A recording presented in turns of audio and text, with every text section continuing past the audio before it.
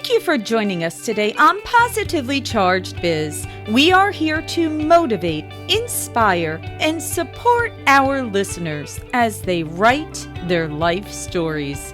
We are a proud founding member of the Real Disrupt Podcast Collaborative, and you can check out more awesome podcasts at realdisrupt.com. Good day, everyone. I hope you are having a positive and productive day. On today's show, we have Ben Baker and Claire Chandler. They are been developing leaders and leadership teams for nearly 50 years between them. They focus on helping organizations and those within them to get to the next level and enable them to engage, retain, and grow their most valuable assets, which is their employees. During COVID-19, Claire and Ben teamed up to create a video series, Leaders Made Here, a leadership community, and their new book, Leading Beyond a Crisis, to enable companies to focus on at least one eye on the horizon and move successfully towards their what's next. Ben and Claire, on Positively Charged Biz, we like to start at the beginning. So please tell us, what inspired you to start helping organizations to create the next level of leaders? Thanks, Laura. It's great to be here along with my good friend, Ben. You know, for me, what inspired me was fatigue. I was really tired of seeing employees miserable and hearing their stories about that. Their stomachs would churn the closer they got to work. And rather than continuing to focus at the employee level and helping employees reignite their passion for their work, I decided, that we needed to focus on the other end of the spectrum and actually fix the leaders that they were going back and reporting to. So it was really, part of my quest to solve workplace misery. Okay, so now let's jump into this, okay? And you guys can decide who answers what. So I'll just throw the question out. We'll tag team. We're really good at it. Yeah, whoever it resonates with. Okay, now we all know, there's been an age-old question of, are leaders born or are leaders made? So give me your thoughts on that question. Well, let me take this one first of all. First of all, I want to clarify this. Of the 50 years, Claire started when she was 10 because she's not old enough to have been in this game that long. I mean, if you take one look at this woman, there's no way she could have been anywhere older than 10 when she started. I can refer you to my hairstylist. I will put that. Exactly. Well, I mean, that's the thing is I got the gray coming in. I got to get the same hairstylist you do because maybe we can get this thing covered. The Grecian isn't working. In my opinion, leaders may be born, but they can always be enhanced. Good leaders can always be made great. Those innate qualities of leadership, the empathy, the ability to listen, the ability to inspire, the ability to communicate effectively are things that, you are inherently born with and grow up with, but you're not something that you're going to be, able to jump into the workability and be able to do this right away. It's something that you're always going to be looking to say, how can I improve on these? So it's a combination. There are people out there that are naturally born to be able to say, people will trust me. People will listen to me. People, want to be around me. But even those people constantly have to be working on how do I get better? Of course. Because it's a lifelong skill. All of us, right? Absolutely. So do you believe that the best form of leadership is a servant leadership? Because some of what you just mentioned, the empathy, the listening, is it a matter of taking that ego off and actually putting most of the focus as being a servant leader on your team members? I certainly do. I think that the focus on serving the people that you are leading rather than directing them, this age of command and control, do as I say, not as I do, it has to go the way of the dinosaur, right? People don't respond to that. They're not inspired by that. And if you can't find a way to inspire the people that you are leading, then they are not going to go above and beyond, and your company is never going to be lifted beyond the average, right? So that's the way the companies that are aspirational really become the strongest in their industry, is because they're led by people who get the fact that leadership is first and foremost a support function. 100% agree. It's a responsibility. I would say It leadership is. is a responsibility. It is. It's not a privilege. Right. And that's why the ego has to be taken off. Because if you're focused on yourself, that person, then you can't watch out for your team, because you actually are not looking at their best interests. But we all know that when we take away me and make it about we, you actually lift up more. You actually grow and achieve more together. So absolutely. The only enhancement I would make to what you just said is leaders cannot fully depart from self, because the first trait they have to develop is self-awareness. True. Right? Agreed. So, True. the ego plays some part in that, but it can't become the dominating force. Leaders by nature are most successful when they are most self-aware about what they are truly good at, where they truly need others to complement their skills, and are authentic to that, that genuineness that they have. Yeah. Totally agree. Totally that's agree. why I wrote my first book, Powerful Personal Brands. It was to enable people to understand, first of all, who they are first, before they can lead others. And it's the first step. Until you understand and you're comfortable with yourself, and you can see your own warts and be comfortable with them. Sure. You can't lead other people. Right. Totally agree. And, Claire, when you were mentioning the way leaders were in the past, I mean, I know, all of us were somewhere in the same age group or same generation. We're in the same generation. And I can recall you had that manager that micromanaged and literally, they ruled by iron stick. The generation behind us, the generation that's coming in, they are not tolerating that.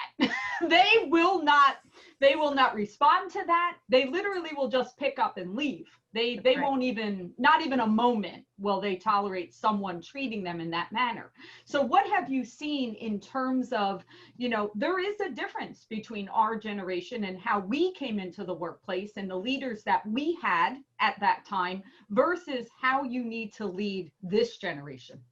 Yeah, and for me, I'm the first one to get on the bandwagon of teasing millennials, and there's even a generation coming up behind them whose label changes every week. So I'm not even going to go there. We'll call them Gen Z. Gen Z, yes. We'll call them Gen Z. And the millennials get a bad rap, right? Because they came into the workforce with a completely different set of expectations. Chief among them, they weren't looking to build a quote unquote career.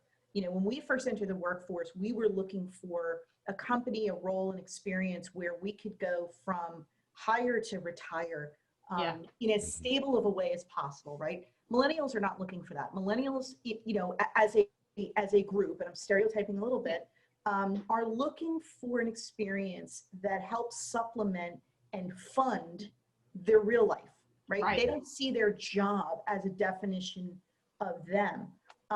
And so, when they kind of first emerged on the scene, we were all like, well, that's crap. Why would they get to have fun? And we didn't have any fun. We were working. We didn't have fun. No fun.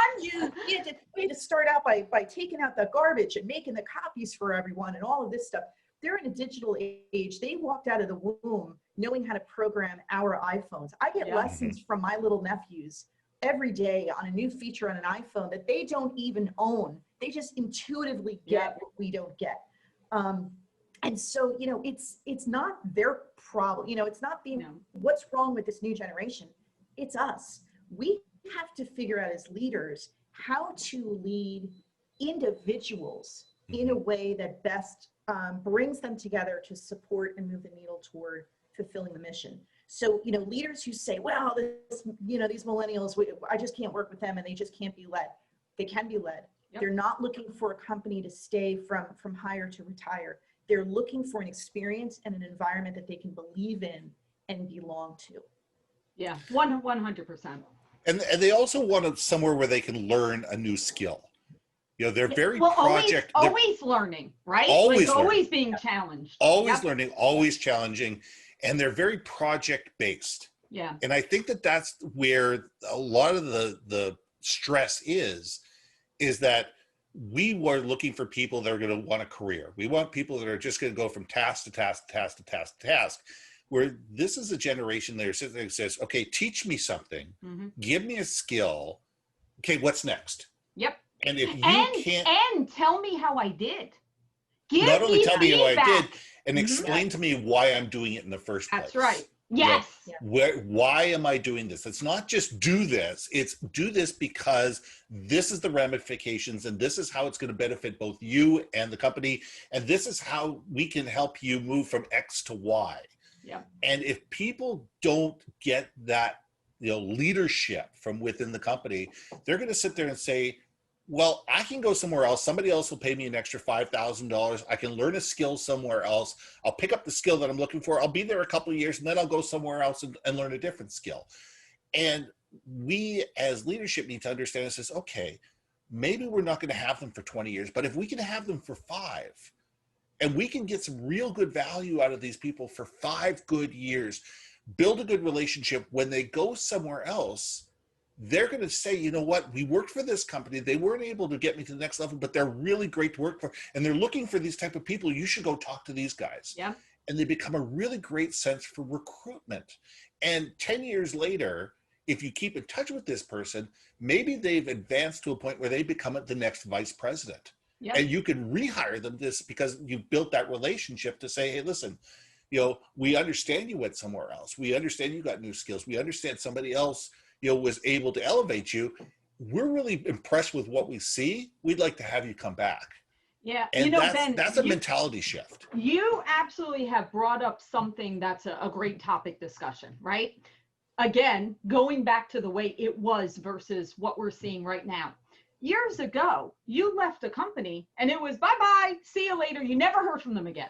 Okay. You might not even get your 2 weeks notice. Right. They could show you the door that day. That's right. But now, like you said, you brought up a very, very good point. What happens now, you're right. Maybe you can't offer them what they're looking for or take them to that next level, and they need to move on. And that's fine. Okay, we wish you the best of luck. Yeah.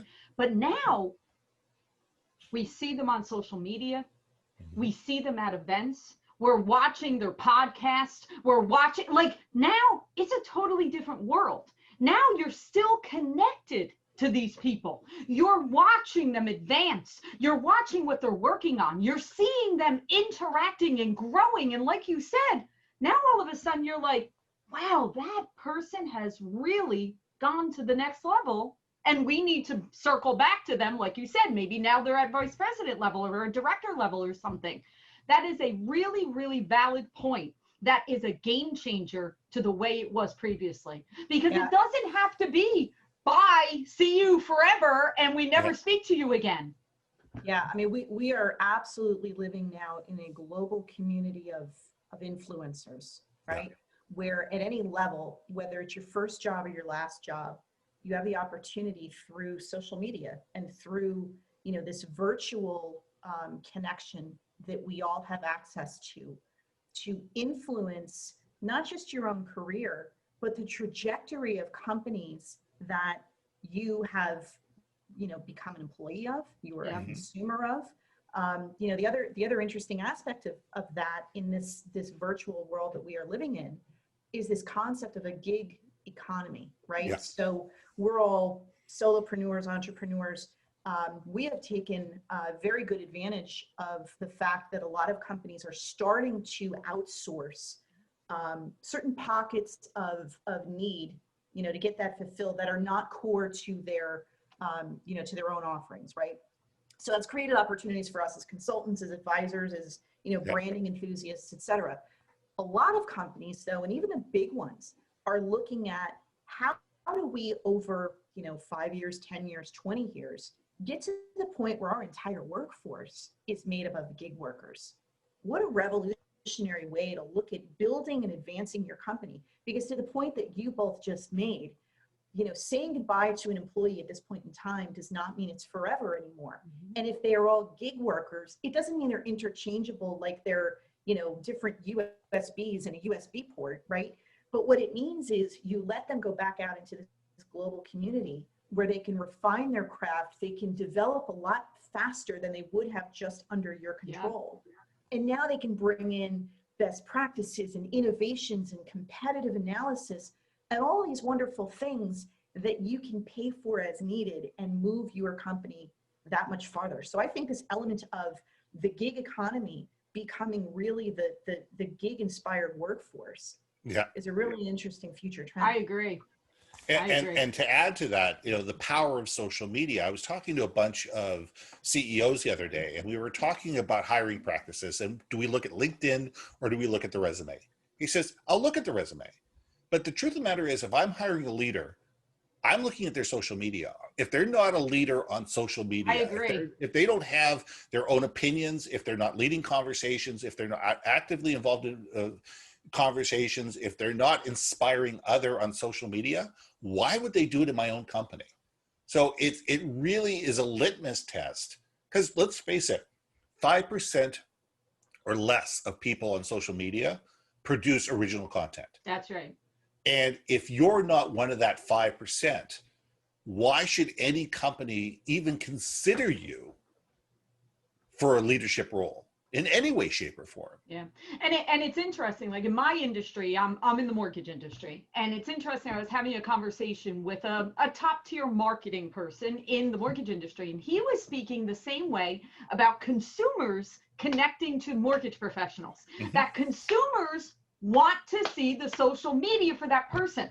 So even when they're making a decision of who to get a mortgage through, they want that relational connection, and they want to see this person as a whole. And is there a connection between Ben and Claire and I, or are they just a ghost? There's nothing, they're just, every once in a while a quote pops up. That's about it. That's the only thing that's on social. So you're right. Social media plays such an important role in many aspects that I don't, like you mentioned about the 5%. I'm not sure why people haven't understood the value of it and the importance of it yet. I'm not sure where that click comes. And it's funny, during COVID, I would have expected more people would have been creating that content, but you didn't see it. No, you didn't. Well, I think that speaks to, you talked, Laura, about ego earlier. And what's interesting is a lot of leaders get to a leadership position because of their ego, right? But it's at least been my experience, I'm sure it has been yours as well, that a lot of the quote unquote successful high-ranking leaders also tend to be highly narcissistic, right? There are lots of studies around that. What's interesting though, when you peel back the layers of a narcissistic leader, is that they are also incredibly insecure. Yes. So, this sort of, this dichotomy or this sort of, we're not understanding why they're not being more present on social media. I think that comes from, deep down, the inner child in them is still being silenced, is being intimidated, is being put in a corner to say, no one really cares about what you say. You don't have an original thought, so how dare you share it? It's that those voices in our heads that are the biggest saboteurs of our true ability to lead, to build companies, and to attract the right talent. So I think, to answer your question, I think that, truly is one of the biggest factors for leaders not stepping up and seeing social media as the virtual stage that it is, to, express their views, to plant their flag, and to really sort of shape some conversations, because to your point, that's where leadership truly does emerge.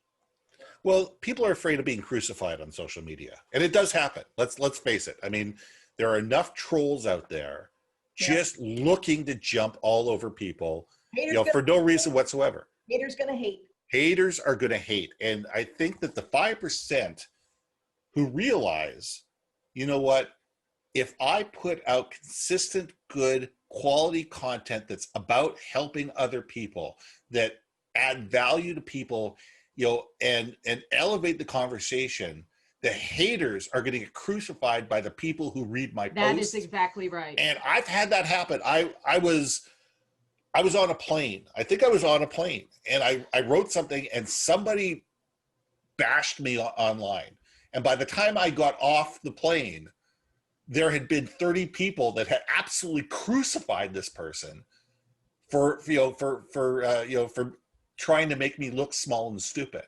And I didn't have to do a thing, Yep. because I had built up a tribe of people that knew who I was, that trusted me, that realized what my conversation was all about, that I really wasn't trying. I think it was a feminist issue. I'd said something that she took the wrong way. And people said, Ben is not like that. That's not what Ben is about. That's not, and they brought back past articles that I'd written to do that. And that takes time, and that takes effort, that takes consistency, and that takes showing up. And people, and to your point, the people that just sit there and put a quote out every once in a while are never going to be true leaders. The people that sit there and show up in the good and the bad, Yeah, and are willing to step up, are those the ones that are going to come out ahead. with COVID. I mean, I looked at COVID as this is the time when leaders need to lead. This is when people need to step up. I mean, I know, for me, I'm the president of a mortgage company. So the minute things happened, my first reaction was, I need to go on video to all my team. I need to tell them what the plan is. I need to let them know what the company's doing, what the next steps are. And it doesn't matter that I'm not in the building. I have a camera. They can see me. They can hear me. They can feel me. They know everything's going to be okay. The worst thing you can do in leadership is hide, to be quiet, to make it so people, you spoke about that voice, Claire. People start jumping to their own conclusions. The next thing you know, they're like, oh, I'm not hearing anything. Maybe we're in trouble. Maybe something's wrong. Maybe people are going to get let go. Maybe this is going to change. All of a sudden, all of that, in your mind, you start jumping to your own conclusions. Yeah. But we fill the void, right? We yes. fill the vacuum of communication. And Ben, I want to come back to something you said. You used a very key word when you said tribe. You didn't say my LinkedIn network. You didn't say my group of connections. History is cyclical. And it's interesting that we have never, every year, every decade, every generation, we are more advanced technologically. But it's interesting that we've sort of hearkened back to this tribal mentality, that's what we're forming, right? These communities, these tribes, this lore that we build up around our companies and around our brands and in our social media personas. But it's that concept of tribe that goes back to the days when if you didn't have a tribe, you were not going to survive. Yeah, you were dead. Yeah. You're not doing it alone. That's for sure. One spear is not going to save We're you. Going to get exactly. So it's just such a key word. I love tribe. Tribe is a wonderful word. And it has thank God for Seth Godin. And it's become right. This concept of having a tribe and nurturing the tribe. Yeah. And knowing that tribe has your back when you are in airplane mode and can't defend yourself. Right. You have a tribe that you've nurtured genuinely over time that's going to jump to your defense because it's key to our survival. So important. All right. So tell me what you guys created during COVID, because I know you've been hard at work and you've created this wonderful thing. So please tell us what you've done. Nothing. We didn't really do anything. You've just been hanging around. We had been working on a super virus, but then COVID came out. That's right. We said, somebody's already taken that. So we had to toss that out and start over. Yeah, so Ben and I, speaking of social networking and media and the power of all of this global community, we were introduced by a mutual friend and associate on LinkedIn who said, you guys have to meet each other, have to get to know each other. You're kind of like, you've got this similar brand of weird. It's not how he said it, but that's how I heard it. And that was it's Super Twins Activate, it's exactly right. Form of a video series. So it didn't start out like that, right? We have a book now and we have a video series. It didn't start out like that. It started out literally Ben and Claire hopped on a Zoom call, not much different from this, and just, started to get to know each other. And we found that our opinions, our perspectives, our philosophies about leadership were not identical, but they were very compatible. We were frustrated by the same things. Words like disruptive or silos would send us into, a complete tirade. I had very long hair before that we started Yes, having he a did, in conversation. fact. And, it was, I think, probably our third conversation that Ben said, we need to start recording these because there are some gems in here that, other people should kind of listen in on. So we started to record them, kind of for our own reference at first. And then Ben had the brilliant idea, being the branding story, kind of expert that he is. He said, let's figure out a way to share this with, an audience, start to build an audience. So we started to do Zoom conversations that we shared on YouTube. And then we started to do a couple of live sessions. And we ended up with 12 total episodes, Ben? 12 episodes, about 6 hours worth of material. Yeah. And it was just, we didn't start out that way. We didn't start out with, some sort of editorial strategy that said, every week we're going to talk about this, that, or the other. Right. It just sort of organically evolved. And by episode 12, we sort of looked back at what we had created and we said, this is probably a good place to take a pause. And we looked back over those conversations and we said, there's so much gold in here where we each sort of brought, some unrefined material, and through the conversations, they really became these polished nuggets of leadership guidance. And so we decided to take the transcripts of those conversations, edit them a little bit, and turn them into the book that was released earlier this summer. That's awesome. Love that. Love that story of, once again, you took action, you executed, but you came together because you were of similar, you were on the same plane as far as how you believed in leadership and you want to share that message. So that's wonderful. So we spoke a little bit about our minds kind of go in certain directions. So let's actually speak about mindset. So who wants to take the importance of mindset? You know what? I think this is something that we both really need to talk about, because I think that mindset, to me, is what drives people. I have a quote that says that leadership is a mindset, not a job title. Yep. And, people sit there and say, oh, well, I need to have, before I'm 30 years old, I need to be director of so-and-so, or I need to be VP of so-and-so. And I'm sitting there going, okay, but it's your skills as a leader, your ability to communicate, the ability to have people follow you that makes you a leader. It's not a title. People don't follow titles. People don't respect titles. People don't work their ass off day in and day out for a title. They work out, they work out every single day for people who inspire them, that mentor them, that lead them, that allow them to be better people and empower them. And mindset as a leader has to be, in my opinion, waking up every single morning saying, how can I make my team better? What tools does my team need to be able to succeed?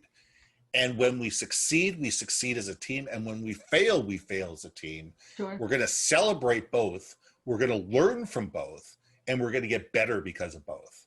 So to me, that's the critical thing of mindset, is that we need to sit there and think of leadership, not about me at the top of the pinnacle in the great big chair, somebody feeding me bonbons, but being the person who's in there in the trenches saying, okay, guys, what do we need to do today to make everybody better and to accelerate our goals? 100%. Yep, Yeah. Absolutely. And if I can kind of add to that, I'm just listening to Ben, you kind of taking us through that.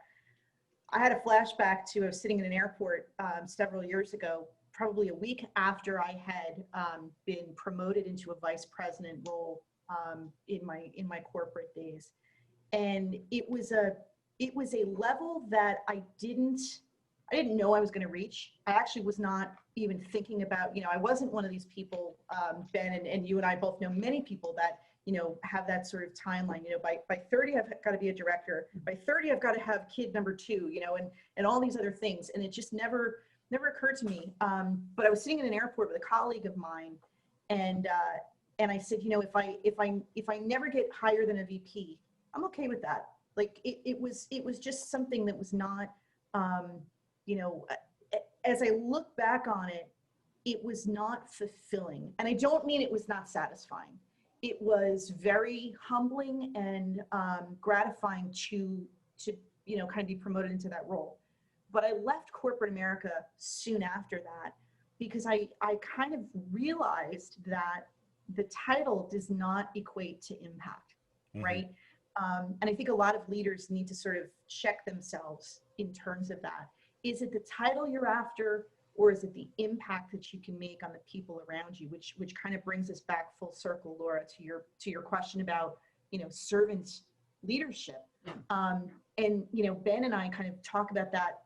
We spoke about that in the leadership series, which then made it into the book, which is the difference between leaders who are ambitious and leaders who are aspirational.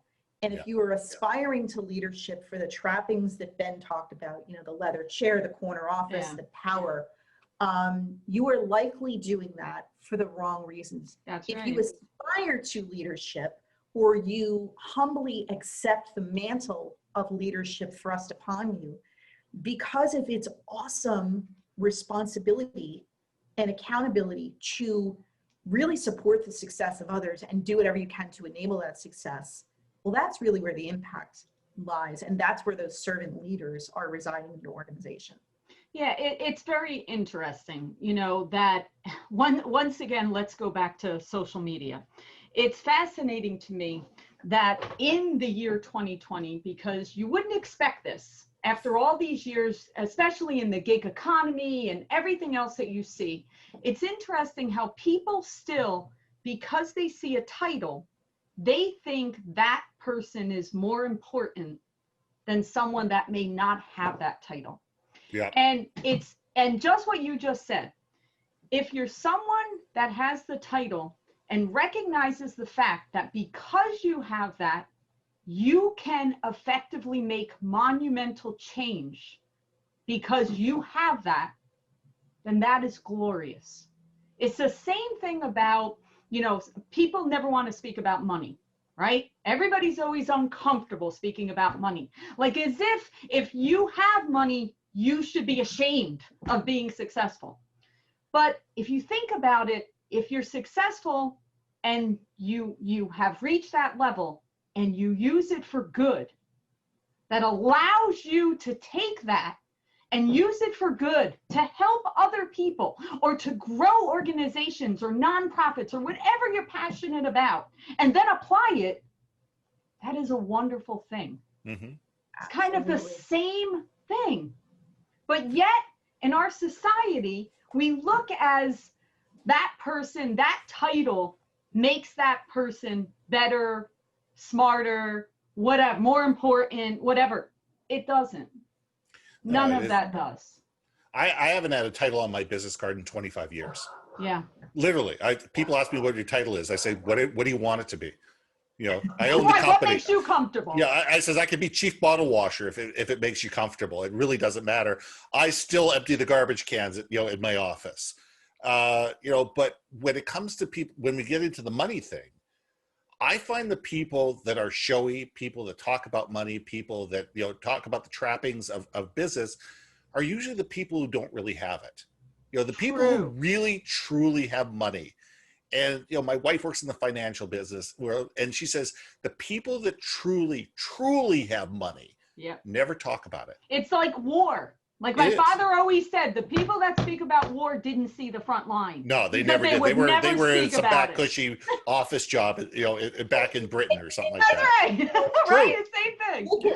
If you look at the wealthiest leaders, right? There's a reason that when you put your money in a bank, you don't put it into a scorecard, you put it into an account. Yes. And there's a very key word there, right?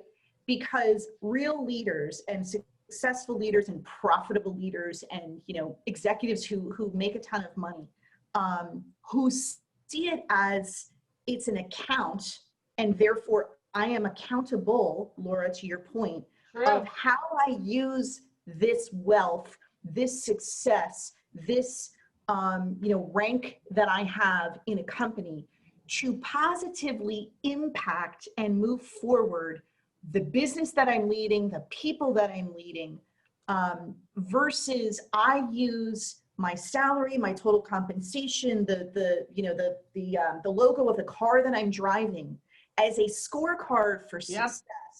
Well, that's when you've turned leadership into your own personal brand versus,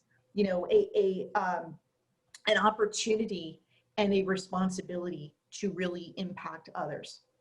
I love that. Because if we really just focused on that, think of the power, think of what we could do, right? If everybody just used that mindset.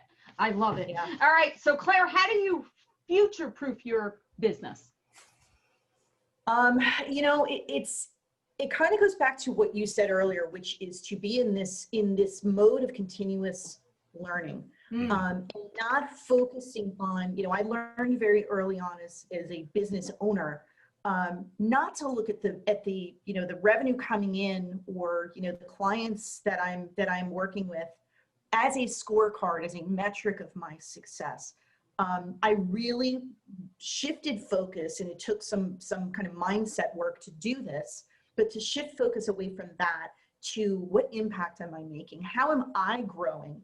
As a provider of leadership guidance and wisdom and tough love and all of those sorts of things. Because at the end of the day, it isn't about us, right? It's about the people that we are put on this earth to impact, to help, and as a friend of mine eloquently puts it, to walk each other home, right? So I love that. Future-proof your business by constantly being mindful of what is your personal definition of success. And if it starts with a bunch of commas and a bunch of zeros, again, you need to check yourself, because that's not the right scorecard. The right scorecard truly is, am I playing full out? Am I doing what fulfills me?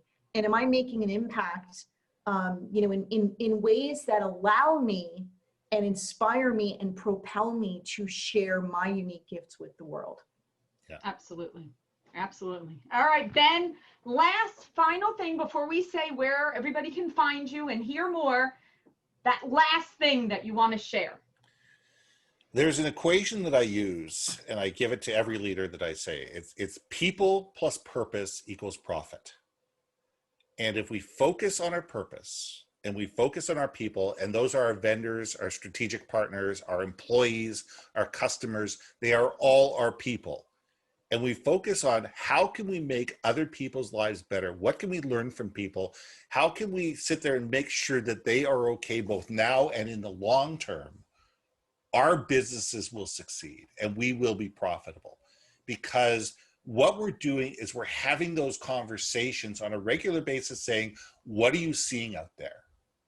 What are you seeing out there in the marketplace? What are you seeing that, that I'm missing, that somebody else is missing, that could be that deep, dark hole that I could fall into? How do we avoid that? And how do you avoid that hole? Is because you bring everybody together and you believe in your people, you train your people, you empower your people, you motivate your people, you speak and live your purpose, and the profit comes. Absolutely. Totally agree. I almost feel like that's an amen. It's like, there Hallelujah. you go. You got it. All right, Claire, how can people find everything that you guys have done, learn more, follow you? How do they find out more? So fastest path to connecting with me is my website, clairechandler.net. You learn a lot more about me. There's links to the book that Ben and I wrote together, as well as my other book. And there's a bunch of free resources that people can download and immediately apply to improve their business. Awesome. Ben? Same thing. It's yourbrandmarketing.com. My podcast is there. Our podcasting program is there. Leadership training is there. Free resources are there. All the goodies are in one location. Awesome. Well, you guys have been quite a joy. I truly got so much out of this conversation. I wish you all the best in everything that you do. Be well. Take care. Laura, thank you for having us. We had a blast. Awesome. Thank you for joining us for another episode of Positively Charged Biz. I'm Laura Brandeo, and we are here to motivate, inspire, and support our listeners as they write their life stories. If you have an inspiring story, please email me at laura@positivelycharged.biz. And remember to subscribe to hear more great guests. And connect to us on Facebook at Positively Charged and Instagram at Positively Charged Podcast. Until next time, we wish you a positive day.